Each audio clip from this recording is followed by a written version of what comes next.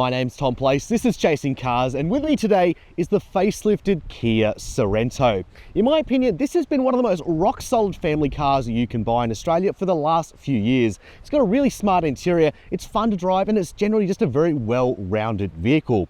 Now, we've previously done a review of the diesel version, which you can check out on our channel, but today we're focusing on the all-wheel drive hybrid version. Now, hybrids are, of course, all the rage in Australia right now, but that doesn't mean they're all created equal. And I'm going to go through the merits of this one in today's review. I'm also going to discuss what it's like to live with as a family car, and if it still stacks up in 2024 in today's fairly comprehensive review. Now, just because this is a good vehicle doesn't necessarily mean that it's the right one for you. And I'm also going to list off some competitors that you might want to consider in certain aspects if you value them over some others. Now, in terms of price, the Sorento here beside me retails for about $73,000. And if you want to go for the front-wheel drive version, you can knock about $3,000 off the price of that one. But on-road, this all-wheel drive version is about $80,000. In terms of direct competitors, you're looking at things like the all-new Hyundai Santa Fe Hybrid. And that one is going to cost you a few more grand if you want to go for the equivalent top spec version. Though, of course, the Toyota Kluger is another option in this segment, but that one is seriously expensive, almost $90,000 by the time you're on the road. So certainly something to think about there in terms of value. Now, before we get into today's video, please don't forget to like and comment down below and subscribe if you want to join us on our way to 200K. Chasing Cars, honest reviews of your next car. Brought to you by Budget Direct. Now, we'll jump into the interior in just a second, but first I wanted to get your guys' thoughts on the appearance of this Sorento. Personally, I was a big fan of the previous look of this model before it was facelifted. They've kind of grafted on the EV9's more striking futuristic look, but personally it kind of looks to me like you've got a boxy car that we've decided to make futuristic, and I'm not really sure it works. The rear is kind of the same as it was before the pre-facelift, but I don't know. What are your thoughts? Let me know in the comments down below. Now, some other things you should know on this one is we have smaller 19-inch wheels on this hybrid version, which we'll go into a bit more about why in the driving section. On the diesel versions, we do have larger 20-inch wheels. Now, that's enough for the outside. Let's jump on the inside. Jumping into the interior of the Sorento now, if you want to take away two good things about this space, it's got to be the level of specification and it's also got to be the design. I'm quite a fan of what they've done to this interior in the recent facelift. I quite like these two 12.3-inch displays here. One is a digital driver's display. This one is fairly basic in function. It doesn't do a whole lot. It's mainly just your speed readout settings and, you know, safety aids and things like that. But I'd love to see some integration, for example, of like a maps functionality so you can just have that directly in front of you. Over here we have one for the multimedia. This is nice and crisp, it's bright, and we also now have wireless Apple CarPlay and wireless Android Auto. Very nice stuff to see. We've also got a heads-up display in front of me. This is pretty nice as well, relatively bright, though I've certainly seen brighter previously. Now, in terms of some other aspects about this interior, we do have this touch bar just here, which I personally quite like, though some others really don't. Now, it's kind of a bit of a middle ground between a touchscreen and also physical buttons. You know, physical buttons are great, I love them personally, but they're not as nice to look at, for example, as some cleaner interfaces and, you know, having everything in the touchscreen. And this is a nice middle ground. So you see here we've got a toggle to go between the climate controls and also the multimedia, and I really quite like that. And also I find that it's very easy just to reach out and touch these little controls here because there just aren't many available, because it's stripping it back to the bare minimum. A nice little design feature there from Kia. And that really is just the start of our level of specification inside this interior. We've got things like a heated steering wheel in front of us. It's got this nice leather finish on top of it. It feels like a fairly good quality item. We do have a good array of easy to understand buttons as well in front of us. In terms of the seats, we have heating and ventilation here, and it's also got a bit of an automatic function. So I've been getting in this car over this week, which has been pretty hot in terms of temperature, and it automatically turns on the ventilation function, which is just lovely. It's that nice level of just convenience, which really adds to the luxury feel of this vehicle. And I should also note that I'm glad that it does have ventilated seats, because the aircon, look, when it gets going, it is fairly strong, but I do find there are times when I get in the car and it's just not cranking into the really cold temperatures quick enough, especially compared to some of its Japanese rivals out there. Now, talking more generally about the seats though, this is a bit of a mixed bag. So Kia once again goes really hard with the level of specification. You don't feel like you're being shortchanged just because you're in the front passenger seat instead of being the driver, like we so often see. So I'm glad to see we have a very similar level of adjustability across both seats here. But the seats themselves leave a bit to desired, unfortunately. They're a bit flat, they're a bit hard, and they just don't really feel like they're shaped to the back of a human being, unfortunately. They feel like you need to spend a little bit more time here, I'm afraid, because I've been spending a bit of time behind the wheel. Look, I've got a fairly big frame, but I have heard similar stories from others who've driven have a bit of a different frame to myself, and I've found that a bit of a disappointing aspect. So in short, look, you can make the seat very much suitable to your body style. You can adjust the lumbar support, you know, you can make it sit as high, as low as you want, but unfortunately, when the fundamentals just aren't there, it is a little bit disappointing, and I do wish that Kia would go back to the drawing board on that front. Finally, I'll just touch on build quality. We have a bit of a mixture of materials here. Some, like the dash here, it's a little bit too shiny and harsh for my taste, but on the door tops here, it is a little bit more nice and plush and things like that. But there are some bits of this interior that squeak that I think shouldn't. For example, like the center console. If I just kind of move my knee a little bit, it moves a bit more than I'd like it to, and it also just makes a little bit more noise than I'd like it to, so that's a little bit disappointing. The steering wheel though feels solid, the doors feel fairly solid, so look, bit of a mixed bag I'm afraid on that front. Jumping into the second row now, and the Kia really impresses again on a number of fronts. The first is just the level of space. I'm sitting behind my own driving position, I'm 6 foot tall, and look how much room I've got. It's absolutely crazy. You know, I've got all this room in front of my knees, all this room for my toes to wiggle around. You can see that I don't have much in the way of under thigh support. I do wish these seats were a little bit higher, but of course that compromises the visibility of the third row occupants if we were to do that, so we'll get into that in just a minute. I will say though that I don't like the use of gloss black in the cabin here. It just gets really easily smudged, and this is a family car. This is a car that's going to get dirty. You want materials which are more resistant to dirt, not less. So I don't know, some improvement there perhaps. Other areas of this interior though, I really do like. I love the fact we've got a panoramic sunroof. It's also nice to see that we've got 2-stage heated seats on the outboard seats here. Not even a feature that you see on luxury cars unless you go for the higher trims. So nice to see it on a Kia Sorento.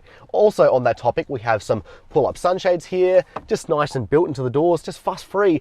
Get it out your way. I really love that. Nice little integration there. I think my favorite aspect about the second row is a bit of a funny one though, and that is to do with the bottle holders. You see, we've got our 1-litre bottle here. We can stick it down here in the door, but we can also put it up here a little bit higher because there is a secondary bottle holder up just a little bit higher. And this makes a lot of sense, for example, if you have kids in booster seats, because they're a little bit smaller just because they've got shorter arms and they're also strapped up here nice and high. They can't reach down to put their bottles away, but what they can do is they can put it here and they can reach it nice and easily. Just a really nice and thoughtful feature that's going to make your everyday just that little bit easier. Jumping into the third row now, and at 6 foot tall, you can tell I'm not having a great time back here. My knees are very high and I've had to move the second row seat just a notch forward just so I can get in the back here. Though, as you saw before, I had heaps of room to spare, so I don't think that's going to be a big compromise to the second row occupants. In terms of amenities, we do have a few things. We've got some air vents, one on either side, and there's a fan control on this side. Great to help ward off some car sickness. We've got a USB point as well. I've also got a place to put your phone and a place to put your water bottle. So I've certainly sat in some worse third rows for sure. Really, my main disappointment with the third row is not the space available though. It's the fact that we don't have third row airbags. The side curtain airbags here only go up to the second row and they stop there. They don't protect those in the third row, which is a little bit silly, and I don't really understand why they've done that. This car does have a 5-star ANCAP rating, and yet it apparently doesn't require airbags stretching all the way to the third row in a large SUV, which of course is designed to accommodate people in the third row fairly regularly. So a little bit interesting there. Ending on a positive note though, the one thing I really do like about the third row is the fact that we have ISOFIX points in both of these seats. Fantastic, and adds so much flexibility for parents. So what's it like to fit a baby seat into the second row of the Sorento? Well, open up the door like so, comes to a decently wide angle, could be a little bit better if I'm honest, but the space here is actually pretty good. Pick up our rearwards facing baby seat and slot it in nicely. And I think really the key takeaway here is the fact that I haven't had to move the front passenger seat forward. It goes in nicely, everyone's happy, and you can get on with your day. Nice and easy. Coming around to the rear of the Sorento now, and this being the top spec GT line, naturally we do have a power tailgate. I will notice I've had a few little quirks this week where the kick sensor's been a little too hypersensitive, and I've just been walking past the car normally and the boot started to open itself, which is not quite ideal, but certainly not a deal breaker nonetheless. So we open it up like so with the button here normally. comes up out of the way, fairly quick, doesn't beep you too much, all the things we like to see. And if we turn our attention to the two buttons up here, you'll see we've actually got two different modes for closing the boot. The first one is just your standard normal push button and close. The other is a bit more of an automatic function. And essentially that's designed so that when you open up the boot, you grab things, you don't have to worry about then pressing the button to close the boot again. It essentially waits for you to move out the way and then it closes itself. So nice move there from Kia. Now we've got 3 rows all in place right now. So that means we've got 179 litres of space, which is actually pretty impressive. And it actually means we've got as much storage with 7 seats in place as a Toyota Corolla hatch does in its normal configuration. So certainly very handy practicality there. Now you'll notice that we've got a cargo blind here. You can also fix this in place behind the 5 seat, but I've got it down here so it's a little bit out of the way, and we do have a nice little bit of storage here. In general though, I do think this is a pretty good boot here. I'll fold down the 3rd row here, open up a little bit more room.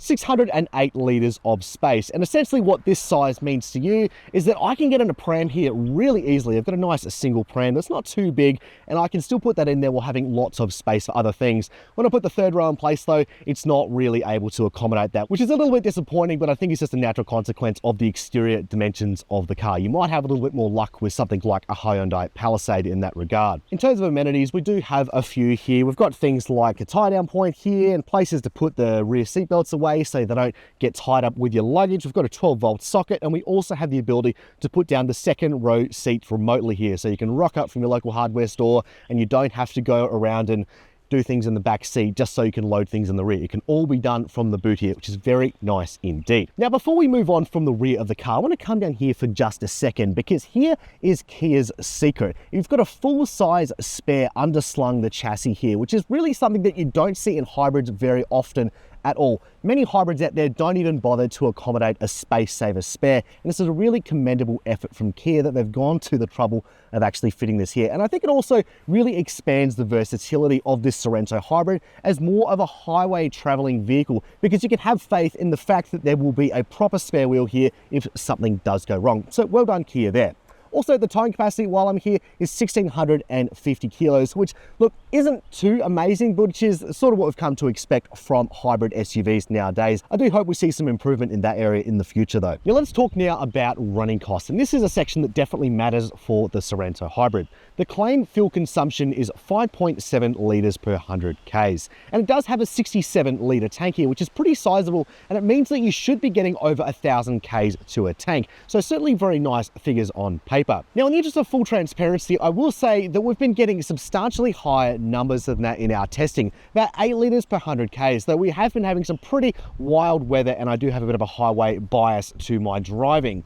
However, we have been seeing about 8.1 on the highway and closer to about 6 when it comes to urban areas. So if you spend more time in those urban areas, you're probably going to see your fuel economy skew a bit more in that direction. I will also note in regards to fuel efficiency that you can run this on a regular unleaded, so you can keep those costs down in that respect as well. Now, when it comes to warranty, this is a Kia, so it's got a fantastic 7-year unlimited kilometer warranty. Not the best in the business anymore, and we are seeing some Chinese rivals start to adopt this time and distance frame, but it still beats rivals like Toyota and Hyundai on those metrics. Now, in terms of servicing, you're gonna have to take this one into the mechanic every 10,000 kilometers or every 12 months. And over 5 years, you're going to be paying about $3,004. And notably, when comparing this to the diesel version, the diesel has longer 15,000 kilometer intervals there, and it's also going to cost you about $370 less to service over that 5-year period. So also something to think about there. So what's it like to drive the Kia Sorento? Let's start with the hybrid part, I suppose. Now, Zach Adkins, our journalist, he recently handed back his Sportage Hybrid long-termer. We did a lot of Ks in that car, and he had a lot of good things to say about it, and I also agree with him on a number of those points. And even perhaps more so relevant is the fact that a lot of the good points of that car carry over to this one. So it's got effectively the same hybrid system with the same outputs actually. 169 kilowatts of power and 350 newton meters of torque are the peak outputs. Now, you might also notice there's one key difference between the Sportage Hybrid and the hybrid that I'm sitting in today, the Sorento, and that's the fact that the Sportage Hybrid is only available in a front-wheel drive configuration, whereas this one is all-wheel drive. The outputs are actually the same.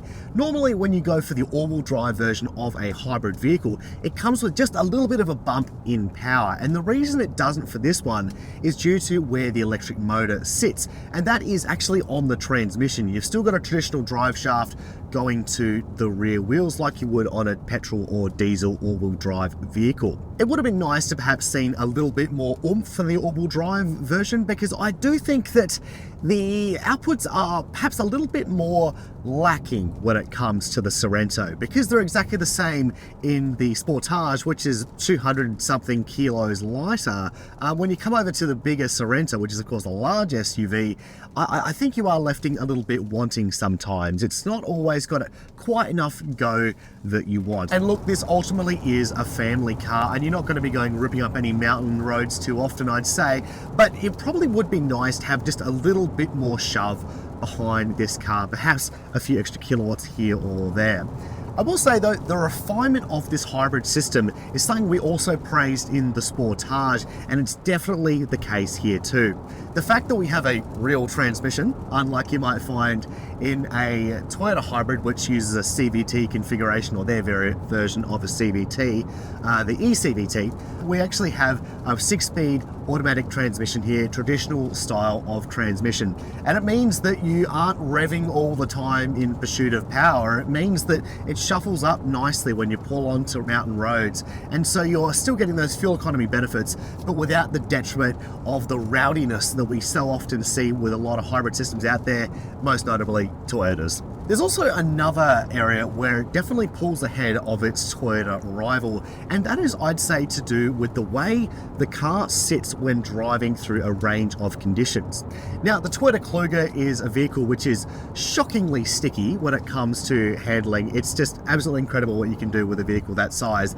But the problem is there is so much theatre going on in that vehicle, and by that I mean the car likes to roll and go all over the place, and as a passenger, it's at best unnerving and, you know, at worst just straight up worrying to be in the passenger seat of. Sure, as the driver you're having a great time, but for the rest of the passengers, of which you have many in a 7-seat vehicle typically, it's not the greatest experience. And it's great to see that the Sportage is a vehicle which feels quite buttoned down. Now, for those who don't know, Kia Australia makes a real big effort to try and put as many locally developed ride and handling tunes as they can on their vehicles that they sell here, and it definitely pays off in certain respects. And I think the fact that it can deal with our pretty challenging roads at times shows that there's actually merit in them doing so. During the facelift, they put what's called frequency select dampers on this car. I won't bore you with how they work, but effectively what they're trying to do is they're trying to have a suspension which has a broader range of abilities and is more comfortable on our roads. And I think they've succeeded in some parts. Now, the bit that they've succeeded, I think, is when it comes to things like potholes. Yes, I'll hit one and I will feel the interruption in the cabin, but the car stays dead on. And I think that is a valuable thing to have in a country like Australia, where the roads are less than ideal. The downside is I think that the ride is still too firm. This is, after all, a family vehicle, and I do think that comfort should be prioritised just a little bit more. And that is one area where the Kluger, I think, edges beyond this Sorento. It's just a little bit more comfortable, even if it comes at the expense of some of that roly-poly nature that the Toyota has. Now, going back to what I said before about how the Sorento has been tuned for local conditions, I think another aspect of that is the fact that the Sorento is actually pretty good in not just when it's on normal bitumen. As I said before, you know, things like the potholes also do matter, but I'm talking about things like going onto gravel roads, onto dirt roads, and times where the road surface just becomes pretty much completely untenable. Now, this rides on 19-inch wheels. They're a touch smaller than the rest of the GT line, and I think that's really designed to just have a bit more forgiveness in the ride and handling, but it also aids you when it comes to off-roading and things like that. Well, really, very, very light off-roading. You know, these are SUVs, they're not body-on-frame full drives like the Ford Everest or Toyota Land Cruiser or something like that. But I do think it's important that they're able to perform competently on dirt roads, especially with this one, which is, of course, the all-wheel drive variant. Now overseas in the United States, they have like an X-Pro version of this Sorento, which is pretty cool. It's jacked up, looks rugged, and it's got some more serious tyres on it. But the form that we have here, I think, is enough for most people. I don't think the other version is super necessary. Kia has fitted the Sorento with a terrain mode down here, which allows you to flick between a dedicated snow, mud, and sand mode. I wish there was a gravel mode that was a little bit more specific, though I've just been going with sand for a lot of the gravel roads because I feel it's a similar consistency, and it has performed quite admirably in these conditions. But I think also what is quite notable is the fact that there are some parts where the road is going from tarmac to dirt to tarmac to dirt, and I'm not feeling a huge amount of difference in how secure the Sorento feels on the road when you're interchanging between those surfaces. And a lot of parts of Australia, you're gonna have to deal with a lot of that, and I think that is a very commendable note for the Sorento. And I think that sums up the Sorento quite well. It's not the most comfortable, but it is pretty controlled. Finally, let's touch on safety. So the Sorento still carries an ANCAP rating back from 2020. Of course, there's more stringent conditions which cars have to pass through if they go to now. ANCAP makes it a little bit tougher every few years. So keep that in mind if you're looking at newer cars which have been tested more recently, because it's harder for them to get that ANCAP rating than it was for, say, this Sorento here. But nevertheless, the results that it got at the time were fairly impressive, and Kia has done a good job at updating the Sorento with new safety features as they come about. So some of the highlights include automatic emergency braking for the forwards direction, which includes things like pedestrian and cyclist detection, and also junction detection, which essentially means that when you're turning across traffic, like you would at a green light intersection or something like that, if someone's coming the other way when they shouldn't be, the car's going to stop, and so you don't have to be looking 360 degrees all at the same time.